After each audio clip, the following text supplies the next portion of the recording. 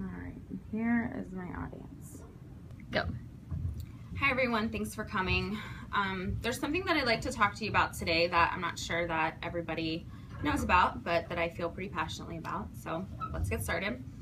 The Humane Society estimates that 47% of Americans are pet owners. So this means that half of people in the United States have pets. So even if you're not a pet owner, most of you still feel compassion and want to help animals. So what's the best way to help animals? Spaying and neutering is a large part of that. So let's talk about why you should spay and neuter your pets. The ASPCA points out that spayed and neutered animals live longer, healthier lives. Spaying and neutering also prevents overpopulation and reduces the number of healthy animals euthanized in shelters each year. And it also helps the impact that overpopulation has on our community. So before we talk more about these facts, I'd like to first explain why I feel so passionately about this. Since I was a teenager, I've been volunteering with rescue groups and shelters, and I've seen the neglect from overpopulation, and I've also helped animals find homes that come in the shelters that are unwanted. So seeing this over the years, it's increased, and I wanted to research the different ways that I could help with the problem. So what did I learn? I learned that according to the Humane Society, 2.7 million animals are euthanized each year due to overpopulation. That's a huge number. They also estimate that 6 to 8 million animals go into shelters, but barely half make it out. So one of the things that I wanted to show you, this is just a little information on unspayed dogs, unspayed cats, just one male and one female, how they contribute to a lot of the overpopulation. So this one especially, one unneutered male and one unspayed cat can produce 2,000 unwanted births a year. So over an 8-year period, that's 2 million.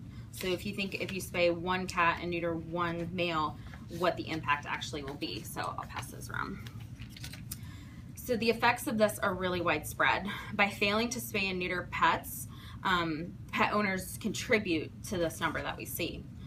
Many are just unaware, uneducated of the impacts, and a lot of it too was cost. So a few years ago, it was relatively expensive to spay or neuter your pet. Several $100s for a female and still $100 or $200 for a male. So that's a lot of the reason that people didn't do it. Also, the health risks for pets that are not spayed or neutered is pretty high. Cancers and reproductive disorders are one of the reasons that pets don't live as long of lives. So spaying and neutering actually helps eradicate those issues. Communities also suffer when there's an overpopulation of stray animals. We've all had neighborhoods we've seen where there's just an overabundance of especially cats. So it really can decrease property value. So now that we've seen the effects, what are ways that we can make a difference? The most impactful way to make a difference is spaying and neutering your pet. This helps all of those things. So animals aren't dying in shelters, it's not overpopulated, things like that. Also encourage others to do the same. A lot of people just don't, like I said, just don't know the impacts that it might have. Even non-pet owners can make a difference by talking about it, spreading the word. If you have strays in your neighborhood, or you can work with rescue groups to get them placed in homes. If you know people who aren't spaying and neutering their pets, you can talk to them about why they should be. Feral cats in cities, there are many programs that offer trap and neuter return. So if the environment is safe, but there's just too many animals, they're free programs where you can actually, get them in a safer environment and then return them to their habitat. A big way too is to volunteer. You can volunteer at shelters and help animals get placed so that they do make it out of shelters. So looking online, you can actually find many programs. Like I said, trap, neuter, return for spay and neuter. There's lots of different programs. Most are free or very low cost. So there's really no reason to not. The animal's gonna live a healthier life. It's gonna impact the communities because there's gonna be less overpopulation. So it really all around is really a good thing to do. So as we can see, there's lots of ways that we can make a difference. Again, spaying and neutering, very important. Helping educate others about it, is also very important. Letting people know about those programs that we talked about, encouraging them to look online.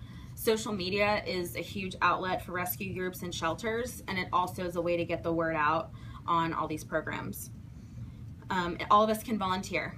You can volunteer for a few minutes, you can volunteer for days, you can be a regular fixture with a rescue, or however much time you have is always appreciated. Every little bit counts. If you can't donate monetarily, you can donate your time. There are people that drop off supplies to shelters and rescues. All of it helps because it is expensive to care for all of those animals. So it's very important. And I'd like you all to remember this. It's something that a rescue that I worked with said often that really stuck with me and really made a difference in how I see this whole issue. Saving one animal will not change the world, but it will change the world for that one animal. So I'd like you to think about that as I do each time I volunteer, and hopefully you will see the difference in what spaying and neutering does. Thank you.